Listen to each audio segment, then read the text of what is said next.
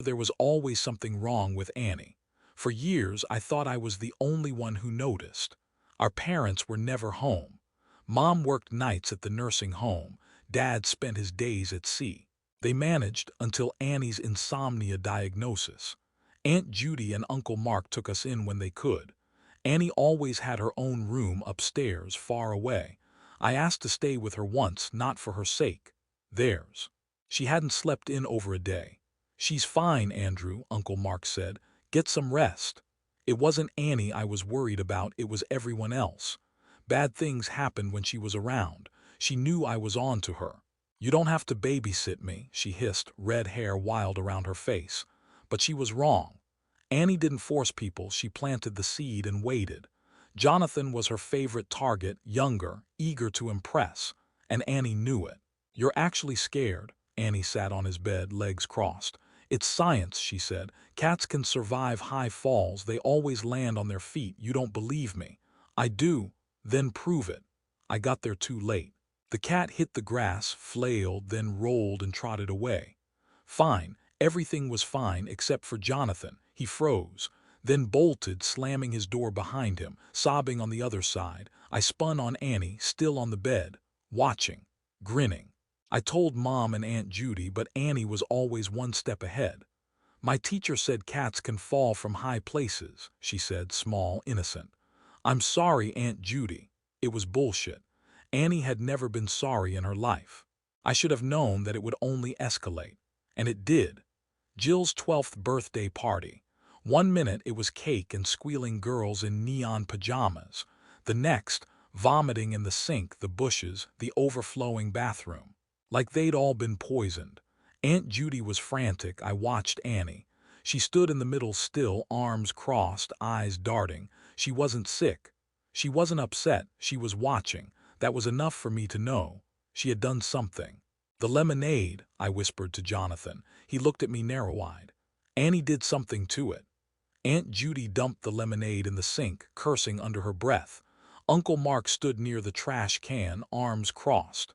His eyes met Annie's and she held his stare.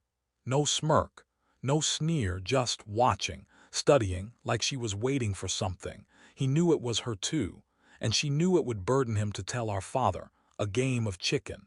That night I woke to raised voices. Not muffled whispers, not the hushed, bitter exchanges I'd learned to tune out. Shouting, I crept into the hallway. The top step creaked. I perched just enough to see them below. Dad pacing. Mom at the table. "We can't send her back there," Mom said. Quiet, final. Dad slammed his fist. "You're taking her word over Mark's." Something ugly settled between them. I inched back. Mom tried again. One last shaky attempt. "She doesn't sleep, Ray." Dad exhaled hard, dragged a hand through his hair, then straightened. "Let's go talk to her then." He stood and started toward the stairs. I bolted, rushed back to my room, ducked under the covers just as his footsteps pounded past. Annie's door slammed open. "Look me in the eyes and tell me the truth," Dad roared. Mom followed, frantic. "Ray, stop, please, you'll wake Andrew." A crash, glass shattering. I shot out of bed and into the hallway. Mom was already pulling at Dad's arm, pleading. Annie sat in the corner, cowering, small, silent. "Say it," Dad spat. "Lower now. Tell me what you did." Annie didn't answer, just stared at him. Then he reached for her. Mom shoved him backward and screamed for him to stop. Soon enough, red and blue lights flooded the windows. A knock rattled the front door. Dad turned, stared at me, and for the first time he saw what I saw. His face shifted, realizing I'd heard everything. Then it all collapsed, lights flashing, officers stepping in, Annie clutched to Mom, Dad shoved into a cruiser. I stood in the yard, ears buzzing. The officers spoke softly to Mom. The paramedics checked on Annie, a small cut on her forehead, just enough to bleed, enough to leave evidence. I watched them press a gauze pad to her skin. She didn't cry or shake, just stared past them, unblinking. And when she caught my eye, she smiled. Mom told us Dad would be gone for a while, then she never spoke of him again, but his absence loomed in the quiet, in the canned meals, the late pickups. Some days she kept us home from school, either to work extra shifts or to sleep. Nights, She sat by the window chain-smoking, that rancid smell curling up through the vents, burning my eyes. I wasn't the only one awake. I'd hear Annie shift in the next room, the floor creaking beneath her weight. I imagined her crouched by the door, listening to Mom sob into the phone with our grandfather. It didn't take long for him to show up. A suitcase in one hand, a bag of groceries in the other. With Nana long gone, Papa was eager for company. And I was eager for him, a silver lining, a little light in the house again. Papa brought what had been missing for so long. He taught me the things Dad never got the chance to: how to drive, how to tie a tie, how to use the dusty power tools in the basement. He tried inviting Annie, but there were always incidents: spilled drinks, broken glasses, the books he gave me disappearing from my shelves. It wasn't enough for Annie to reject him. She didn't want us together either. But Papa wasn't fazed. He still cooked me meals and shared his stories. One morning he handed me a scuffed military pin. "Earned that when I was your age," he said. "Barely made it back." I didn't want to take it, but he insisted. Grinned wide when he saw it on my backpack. "Now I'll follow you when I'm gone." Annie cut through the moment. "What about when you die?" We turned. She stood in the doorway, oversized t-shirt, long red hair grazing the floor. I screamed at her, but Papa chuckled and waved a hand. "It's all right. We'll all be a rock in the ground someday. But some of us," he winked, "are lucky enough to be more." He patted my cheek, then turned to her. Annie didn't blink. Her face stayed blank. The next morning, my basketball game. Papa had been late. I scanned the crowd, no sign of him. My mind went straight to Annie. Hidden shoes, a blocked door, something to keep us apart. I ran home and found her at the kitchen table, smirking. "What did you do?" I seethed. No answer. Before I could press her, Mom burst from the bathroom, phone to her ear, eyes red, makeup smeared. She saw me. The phone clattered. She grabbed me, sobbing. I heard my aunt calling from the fallen receiver. Then Annie. "Papa's dead." Shock hit first. Then rage. I stood there, stiff as stone, bracing my mother's weight while Annie watched. Like we were portraits in a museum, something in me woke. Dark, red, I saw myself lunging, slamming my fist into her skull, cracking it open.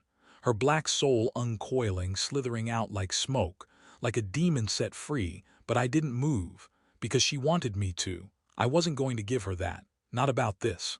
Not ever. At Papa's funeral, I held it in, giving Annie exactly what she wanted. She robbed me of my grief. "Sorry for your loss," over and over. The words burrowed into me. Pressure built behind my temples, pulsing in waves. By the 100th time, my body moved before I could think. I ripped my hand away. The old man stumbled, startled. A pause, a freeze, heads turned. And just like that, the focus was on me. My mother pulled me aside. "What is the matter with you?" I wanted to scream. Annie was winning, weapon and shield, untouchable. The following week, Papa's medal fell off my backpack. Gone, like it had never been mine, like I had never deserved it. I walked through the front door in tears. Mom tried to console me, but nothing helped. The grief cracked through the rage, burying itself deep, twisting into something worse. Annie stood by the counter, smirking. "How will he follow you now?" I thought about killing her that night. As time went on, I wondered, what if everyone was faking it? I kept to myself. Shallow friendships, avoiding eye contact, watching for cracks in the performance. I wasn't afraid of people. I was afraid of what they weren't telling me. Then Annie arrived at high school, 14 years old, fresh-faced. That same sweet, freckled girl everyone was meeting for the first time. And just like that, I was back in the counselor's office. They treated me like any other anxiety-ridden student. How could I tell them I was afraid of my little sister? Didn't take Annie long to adapt. She slipped into her role easily, wearing her new persona like a tailored dress. Smiling, soft-spoken, but the wolf was still underneath. She had learned to hide the teeth. Her cruelty became refined, sharp enough to cut, subtle enough to be ignored. She played with people, with their emotions, their trust. Teenage drama, nothing more. That's all anyone ever saw. She towed the line with her teachers. Kept her best friend feeling worthless. Told people I was abusive. I kept my head down. If I pushed, she'd push harder. I'd learned that already, so I stayed out of her way. And still, the thought of her smirking as she soaked in the pain made my hands itch. Then I met Mr. Harden, the new school counselor, mid-30s, tall and a dead ringer for young Tyler Perry, whose framed photo sat comically on his desk. "Andrew, you're in here a lot," he said with a grin. I nodded, went through the motions, just small talk at first, but Harden waited, patient, never patronizing. It wasn't his kindness that won me over. It was his fairness. I slipped into his office one morning while someone was already there, Mackenzie Ritter, theater kid, social outcast, face buried in her hands. "You can't just walk in here," Harden said flatly. "We're in the middle of something. I just need a pass." "Then you shouldn't have been late." Heat flared inside me. I turned and walked out, resentment simmering, but he was right. It was my fault. And he hadn't bent the rules just because I was struggling. Justice. The world as it should be. Over time, I started talking. And one day, Harden finally asked about my father. My red flags were down. I told him everything. Walking out of his office that day, I felt lighter. The weight I'd carried all these years finally lifted. Then I turned the corner, and Annie was waiting. "What did you say to him?" Barely 5 feet tall, but I couldn't look at her. I pretended to search my locker. "Nothing," I said. "Then why does he want to meet me?" I kept my back to her, pretended to shuffle papers, prayed someone would walk by. Slam. The locker door slammed on my hand. Pain shot up my wrist. I screamed, everything stopped. Teachers rushed out, students froze, a few gasped. I slid to the floor, curling into myself, cradling my hand. Annie was already gone. A bruise and some swelling, that was all. It hurt to make a fist, but better than a severed finger. The painkillers helped too. But the real relief, Annie got in trouble, not just with Mom, with the school. The cracks in her mask were finally showing. Students swapped stories. Then came the nickname. Little Ginger Snap. Annie never reacted, but her shoulders tensed. Fingers curled into her sleeves. She hated it, and things only got worse. Harden wanted to meet with her regularly. And Annie, for the first time, was up against someone who could actually see through her. Thus began the chess match. Annie skipped a meeting. Harden called home. Mom showed up. Annie ate soap and made herself throw up. She skipped school entirely. Harden sent the resource officer to find her. It was war. And I wanted to see how long it would last. Because if I'd learned one thing, it was never underestimate how far Annie would go. But Annie was smart. She knew every act of defiance only made her look worse. The day she finally gave in, I savored it. And it wasn't long before Harden made his final move. "I think you should take Annie to a psychologist," he told my mother. Annie was undeniable. A real-life, near-diagnosable, manipulative little sociopath. And finally, I was vindicated. Everything I'd gone through, everything no one believed, it wasn't in vain. Mom didn't feel the same. That night she cried, pacing the kitchen, cigarette shaking between her fingers. "Did I do something wrong?" she whispered, like I had the answers, like a 16-year-old could tell her why her daughter was like this. "You didn't do anything wrong," I said. "You're my mother too, and I didn't end up like that." Mom took a drag, exhaling through her nose, gaze far away. Then, barely audible, "Maybe your father was right." I stiffened. "Right about what?" She didn't look at me, didn't blink. Then, like she snapped back into herself, she crushed the cigarette into the ashtray. "It's late," she said, then walked off. It was the most we'd spoken about my father since the arrest. Since that night, Mom followed up with the pamphlets, help left behind from Harden. Annie had to attend weekly therapy, sometimes with us sitting in. It wasn't easy when all she did was lie. Ever since Dad left, she'd begin, blaming him. His absence. Mom and the doctor nodded. Progress, they thought. I wasn't fooled.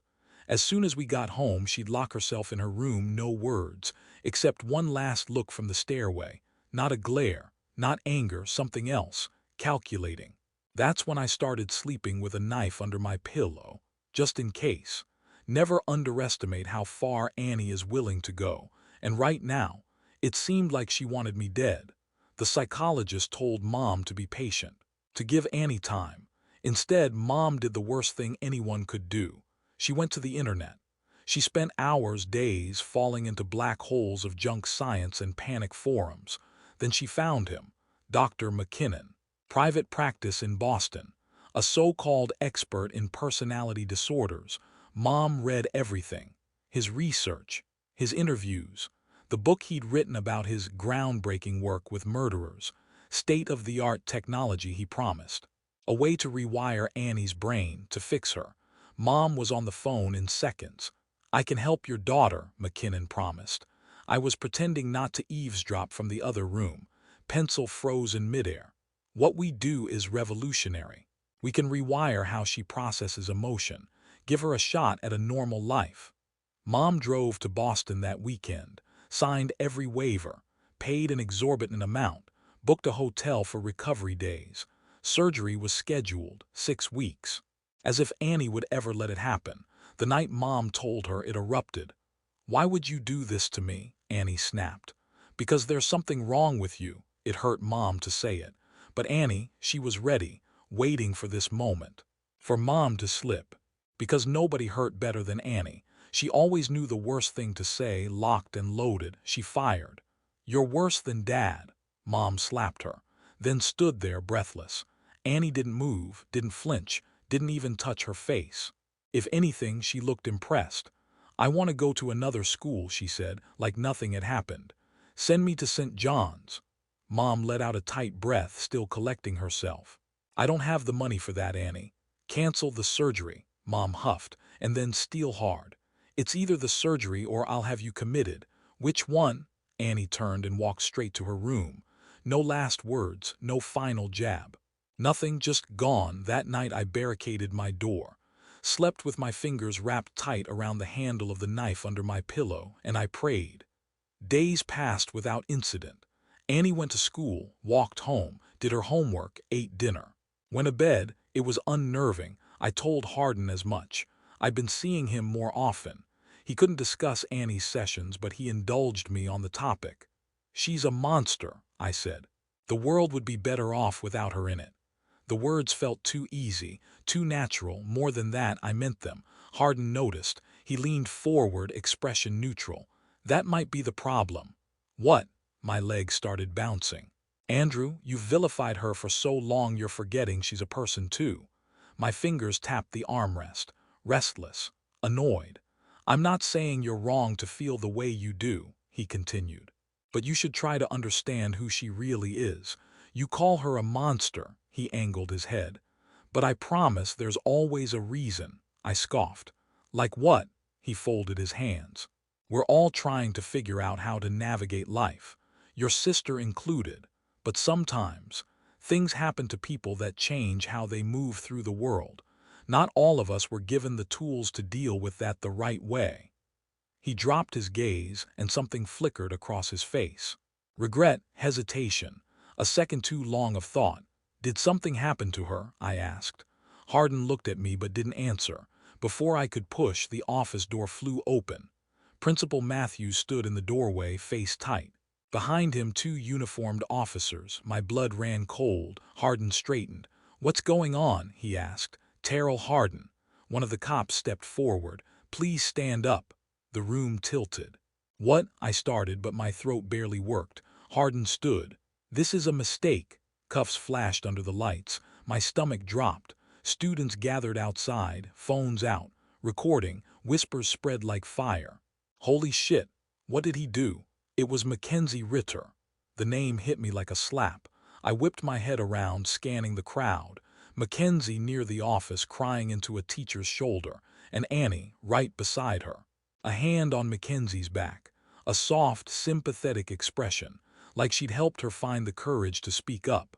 The cops walked Hardin out, head down, steps slow. And just before they disappeared through the front doors, Hardin turned and looked at me. In his eyes I saw the same confusion, the same betrayal, the same helplessness as my father. I let out the breath I was holding. I wanted to charge Annie, to strangle her, but I couldn't move. I could only stand there, drowning in the heat of my own skin, and watch as her smile grew. I didn't knock. I shoved her door open.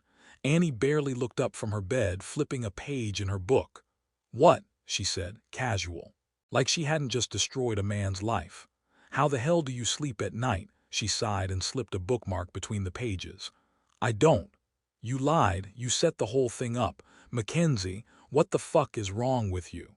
"He didn't touch her and you know it." I was shaking. Annie tilted her head, watching me like I was some fascinating new specimen under a microscope. "Maybe you missed the signs," she said. I laughed bitterly. "Bet Hardin didn't. He saw you and you couldn't handle it, just like Dad." Something flickered across her face. Annoyance. She tossed her book onto the nightstand with a dull thud. "Is this really why you're here, to yell at me?" "Annie, you hurt people. It's all you do and I want to know why." She crossed her arms. "So did I." The room, thick with silence. Then slowly she leaned back against her headboard like the conversation exhausted her. "I don't know why I do the things I do," she muttered. "Bullshit." Her eyes snapped to mine. "I don't. You don't get to say that, not after today. I don't understand myself either." Her voice cracked barely. She rolled her shoulders back, regained composure. "You treat me like I'm an experiment and I don't appreciate it. They're about to put a chip into your fucking brain, Annie." She didn't blink. Her gaze drifted past me, landing on the dresser, the framed school photo. She was smiling in it, not like usual. It was playful. Carefree, like a child who didn't know the world yet. "Do you ever feel bad about what you do?" I asked, quieter now, defeated. "Of course I do." "I don't believe you. I think you hate people, because I think you hate yourself. That you're different. Am I wrong?" Annie didn't flinch, didn't react at all. "Do you even love me?" I asked. "Or Mom, or do you hate us too?" She cocked her head, not in confusion, like I'd missed something obvious. She stepped closer, stopping inches from my face. Her voice came soft. "I don't anything you, I don't anything anyone." It was the most honest thing she'd ever said to me, and in that moment it made my skin crawl. It wasn't until later I realized how sad of an admission it was. I didn't say goodbye. When Mom and Annie left for Boston early that Friday morning, I watched from the window as the car pulled away. I had nothing to say to her. Despite my doubts about McKinnon's device, I wanted to believe that when she came back, Annie would be someone else, someone new. With my mind racing and the house to myself, I needed to do something. Anything. Hardin's words echoed in my head. "Try to understand who she really is." I didn't want to hear it, but I still found myself walking up to her room. I sat on her bed. The sheets felt wrong beneath my hands, like a hotel room. A place I didn't belong. Some of her clothes were strewn about. A book was half open on her desk, 11 Tales of Horror. I picked it up absently, eyes skimming the page she'd left off on. Wandering the earth unseen, untethered. Trapped between what was and what could have been. I frowned and shut the book, placed it beside her framed school photo, the one where she was smiling, the only one. Was she always like this, or did something make her this way? The morning they were set to return, I sat at the kitchen table, staring at the front door, my fingers curled around an untouched mug of coffee. Waiting. When I finally heard car doors slam shut, my gut wrenched. The front door swung open. Mom entered first, her face too bright. "Oh, hi, hun." She dropped her bags and kissed my cheek. "Annie, come say hi to your brother." My breath caught. I felt her before I saw her. Standing just inside the doorway, small, shy. "Hi," she said, barely a whisper. She rubbed her arm up and down.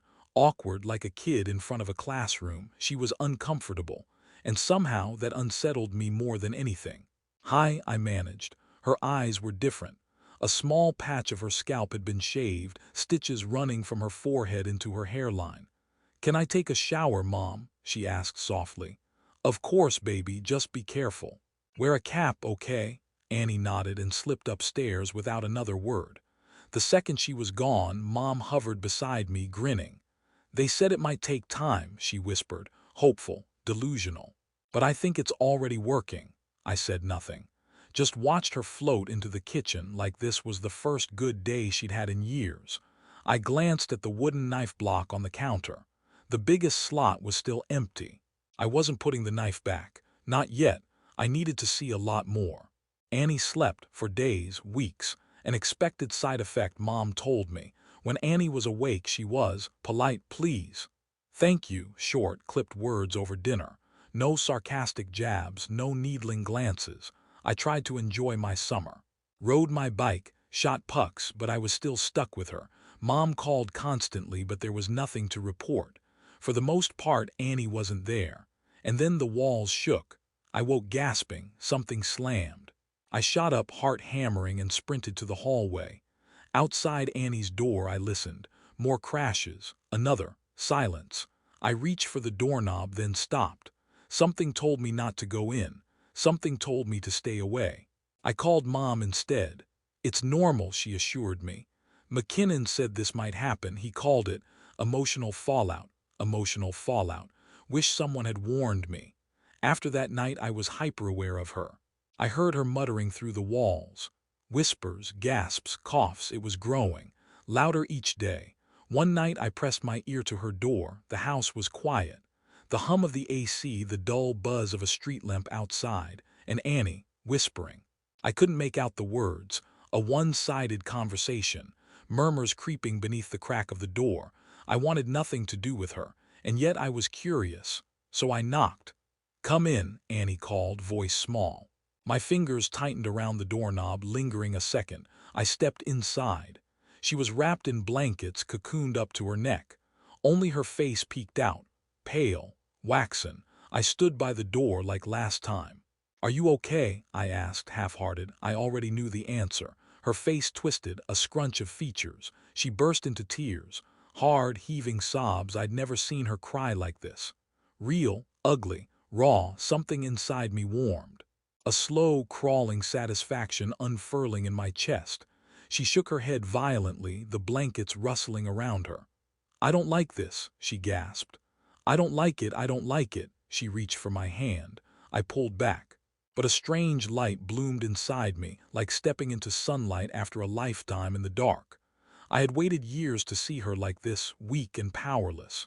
It's okay, I lied. I let her take my hand, let her sob, let her believe it. Had she always watched people break apart with the same detached curiosity? If so, I pitied her more than I ever thought I would. The next day, it was Annie who knocked. I hardly had time to sit up before the door cracked open. She crept inside like a cat. Silent, fluid. She crawled onto my bed, legs crossed, movements careful. Sorry about last night, she said lightly. Like she hadn't spent the night crying into my hands. It's fine. It's not fine, I know you hate me. You don't have to act like you don't. I didn't reply, because I didn't know what I felt. You were right, she continued. I hate myself too. I am jealous of everyone. She stared down at her lap. You asked what it's like to be me. It's like being a ghost. She traced circles on my blanket. You don't remember who you are. You just exist.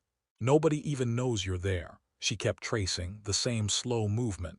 You watch everyone else live their lives, laughing, eating, talking, and you wonder, why can't I feel that? She huffed. It makes you sick. She didn't look at me. Didn't stop tracing. So you make them sick. A long pause. Something about those words sent a slow coil of unease through me. People only see what they want, she said. Like Dad, he didn't know you were watching. I froze. Something cold crept over me. I shook my head. Her lips curled, eyes flicking up, gleaming. But then he turned, she whispered, and he looked so surprised, like he thought he was the ghost. A beat of silence. Then she pulled away, settling back against the pillows. That's why you stay in the background, she went on. Watch everyone else live. It's not fair, so you mess with them, just to see if they notice. She tipped her head. Because for just 1 second their screams make you feel like you're real. A small, humorless laugh. I've spent my whole life chasing that feeling. I sat up slowly, pressing my back to the headboard. Her words itched at something deep in my brain, like I'd heard them before, not in a memory or dream, in a thought I'd never let myself say out loud. I never hated you, Annie, I said. I was afraid of you. Are you still afraid of me? I hesitated. No, she held my gaze, too still, too knowing. I hoped she believed it. She leaned forward, resting her head against my chest. I sat there, tense at first, then gave in. Our first hug. It felt unnatural, like holding something lifeless, something dangerous. When she finally pulled away, she reached into her pocket and held something out for me to take. I stared hesitantly as she dropped it into my open hand. Papa's medal, dulled with age, the ridges worn smooth by time. My ears rang. I had spent years believing I lost it, and all this time she'd had it. My grip clamped around the pin. Cold metal, jagged edges, a weapon in my hands. I could have slid it right across Annie's throat, but when I held it, the rage simmered. Papa taught me better than that. Thanks, I said. Annie smiled and gave me another quick hug. Then she left, leaving nothing behind. I exhaled and sank back against the mattress when a sliver of light caught my eye. The knife, sticking out from under my pillow. I tucked it back beneath the sheets and prayed she hadn't noticed. She cried again that night, almost every night, and though I'd savored it at first, the sound of her muffled sobs now left a knot in my stomach. Because if this was real, then Annie had been drowning for a long time, and for the first time she was reaching for air. I almost felt bad, but I caught myself before I fell too far. I couldn't let Annie fool me. I'd never let it happen again. I studied her closely. Every time her smile faded, every twitch at the corner of her mouth. I wondered, was this emotional fallout, or was the mask slipping? The next morning she dyed blonde streaks into her hair, a whole new person, or trying to be. As the summer wound down, we spent more time together. One day, she even came with me to Papa's grave. The grass was damp, glistening with dew. She held a bouquet, small, delicate. In her hands, it washed her out like the color had drained from her.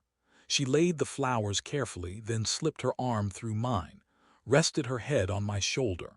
Her scar still visible, a faint line cutting through the patch of growing hair. "You doing okay?" I asked. "Yeah. It's just, I hear you crying every night." She didn't answer right away. Her fingers curled tighter around my arm. "Every time I close my eyes," she said, "I see it all, everything I've ever done." A chill prickled down my neck. Of all the things I knew about Annie, I was afraid of the ones I didn't. I took a breath and asked the question I'd been wondering my whole life. "Did something happen to you, to make you the way you were?" She scoffed. But when she saw the embarrassment on my face, her expression softened. "No." Then, quieter. "I always knew I was different. I didn't get the point of having friends, or hugging Mom goodbye, or coming here." Her tone flattened, talking to the ground. I scanned the rows of graves. Some had fresh flowers, candles flickering. Others were bare. "Forgotten. To be more than the rock," I said, echoing Papa's words. Annie's fingers slipped from my arm, her expression curdled. She stepped back, arms crossed, like the words had touched something she didn't want touched. And then I caught it. More than discomfort, something deeper. A shift behind her eyes, fleeting but there. A flicker of something I'd only seen once before. That night, I braced myself, hesitated, and then, "You never talk about that night. When Dad snapped at you, why did he lose it like that?" She flinched, small, almost imperceptible. Her arms tightened around herself. Then her whole body went rigid. "I made it up," she said. A pause, then nothing, no explanation. No defense, just the steady rise and fall of her breath. I blinked. "Made what up?" She didn't look at me, didn't repeat herself. The words hung in the air like dust, waiting for the slightest movement to send them falling apart. Annie's jaw was tight, fingers digging into her arms like she was holding something in, like she had pressed a lid down so tightly nothing could get out. "Annie," I tried. "What happened?" She pulled back, shoulders snapping straight. "I don't want to be here anymore." She walked off fast. Her footsteps crunched through the grass. I followed, throwing apologies to her back, but she didn't say another word the whole way home. When we got inside, she lingered by the staircase. Her voice barely a breath. "I'm sorry," she said. "I'm not feeling good." Then she disappeared into her room. That night, for the first time in weeks, I didn't hear her cry, and for some reason that worried me more. The last week of summer, Jonathan invited me to the lake house. Aunt Judy and Mom had been trying to reconnect. Mom wasn't thrilled about leaving Annie home alone, but Annie and I both assured her she'd be fine. I packed my bags and left for 5 days of normalcy. Jet skis, Fireworks. For once I let myself breathe. The second night I told Jonathan everything, probably more than I should have. But after everything Annie put him through, he deserved to know. He listened, took a long sip of the beer he was far too young for, and turned to me. "You really think it worked?" We sat on the deck, the lake stretching out before us. His cat Mila curled in his lap. The same cat my sister had coaxed him into dropping out a window years ago. I watched him run his fingers through her fur, my thoughts somewhere else. "Seems like it," I muttered. Jonathan nodded to himself. "I'm sure it does." Something in the way he said it made my stomach turn. I watched him stroke Mila's head too casually, like he was thinking of something else. A strange, hot spike of anger crawled up my spine. I cleared my throat. "Where's Jill?" Jonathan kept petting Mila. Long, slow strokes. "Not here." "Thanks to your sister," I blinked. "What's that supposed to mean?" He exhaled through his nose, something like a laugh, but his jaw was tight. "Nothing." Sweat clung to my back, but my chest felt hollow, cold in a way that didn't belong. I should have pressed harder, but I didn't. I sat there in the summer haze, staring out at the lake, letting the night swallow the conversation whole. I felt something new, not hatred, not fear, something protective. I found myself wondering how Annie was doing. I felt guilty for leaving her. When Aunt Judy dropped me off at home, I went straight to Annie's room. It was empty. My stomach tightened. The sheets were rumpled. The closet door cracked open just enough to see dark inside. A glass of water sat half full on her nightstand, a thin ring of condensation pooling at the base, like she'd been here and vanished mid-breath. I called Mom. No answer. Tried again, nothing. I checked the house, phone clenched. The air felt too still, like it was waiting. Then, chirping, I turned. Mom's phone sat on the kitchen counter, right there, forgotten. A sinking feeling swirled in my gut. "Mom," the word sounded too loud. The kind that gets swallowed by silence instead of breaking it. Nothing. A low buzz beneath my feet. Not a phone, not a voice, something else. The floorboards vibrated. I followed the sound to the basement door, tried the handle, locked. My breath stuttered, each inhale ragged and uneven. Something was wrong. I pounded my fist against the wood. "Annie," the buzzing didn't stop. Mom's phone kept ringing, its shrill tone weaving into the mechanical hum. The noise scraped through me. Then a scream muffled from below, another, louder. I didn't think. I kicked the doorknob. Again, harder. Wood cracked, the frame splintering around the lock. I kicked again, hard enough to break through. The door swung open. I ran down the stairs, turned the corner, and froze. Annie sat at Dad's old workbench, shoulders hunched, arms trembling. A power drill in her hands. Blood splattered the wood. I couldn't move, couldn't breathe. The drill bit was pressed into her skull, right where the scar had been unstitched, the place where McKinnon had put the chip. She looked up. Annie's wide, bulging eyes snapped to mine. Hair clumped with blood hanging over her face like a mask. She looked like a monster, or like she'd seen one. Her scream ripped through the basement. "I want to go back." She dug the drill in deeper. "I want to go back." Annie didn't puncture too far. They stitched her up, monitored her, gave her medication she wouldn't take. Mom was beside herself. She blamed herself for leaving her alone, for leaving her phone behind. I didn't blame Mom, I blamed McKinnon. When Annie was released, Mom drove her straight back to him. McKinnon was thrilled. "The good news is the device is clearly working." Mom wasn't amused. "Can you lower the effects?" "It's too much for her." McKinnon only smiled. "Unfortunately, no. Give her time to adjust. You have to understand." He leaned forward, eager, like a scientist watching an experiment unfold. "She's learning to live with herself," he said, "feeling a lifetime of guilt and shame." Another smile. "Fascinating, isn't it?" On the drive home, Mom hardly spoke. One hand clenched the wheel, the other drummed against her thigh. I could feel it, the shift. Something about today had settled wrong inside her. A week later, she transferred Annie to St. John's Prep after all. Drained what little money we had, desperate to keep Annie stable. More therapy, more meds. And gradually the outbursts stopped. Annie became quiet, and that terrified me more than anything. On the final night of summer, we sat in her room, talking about school and Annie's new chapter. Hope nobody at St.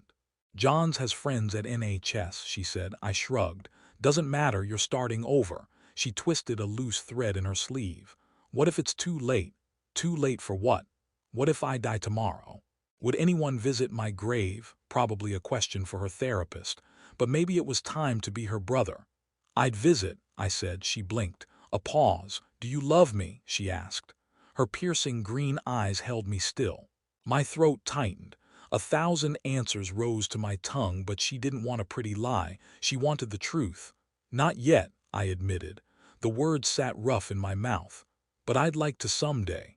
She rested her head against my arm. I fought the instinct to pull away. Fought the residue of fear that still clung to me. Maybe I'd never forget what she had done. Maybe that was the point. Causing pain was how she'd ensured she'd never be forgotten. Because she didn't know any other way. How miserable. I forced my arms to give her a warm squeeze. She needed it more than I did, more than anyone. She was the first one up the next morning, moving about. When I came downstairs, she was already by the door. Her uniform was crisp.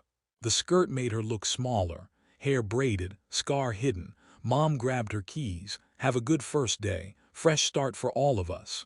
She turned toward the counter and stopped short. Her breath hitched, eyes locked on the knife block. The biggest slot was no longer empty. Oh, the knife! Her gaze snapped to me, expectant. I felt it before I said it, the shape of the lie, the weight of it. I kept my face blank. It was in the drawer, I said smoothly. Guess the ghost didn't need it anymore. I risked a glance at Annie. She was already watching me, smiling, bright, knowing, like she had been waiting for something. Mom wagged a finger. Don't say that, she scolded playfully. Heard enough ghost stories from your grandfather. I never slept. She kissed my cheek. Don't forget to lock the door on your way out and wish your sister luck. Good luck, I called. Annie smiled wider. The corner of her mouth pinched tight beneath her wrinkled nose. She waved, then followed Mom out the door. For once I was happy for her, for those at her new school who'd never know the girl she used to be. The ruin she left in her wake. None of it mattered anymore. Annie was a normal girl, ready to live a normal life. And I was ready to live mine. But that smile, I couldn't get it out of my head. It followed me my whole life. And now, I don't know who's haunting who. Why the hell was she smiling at me like that?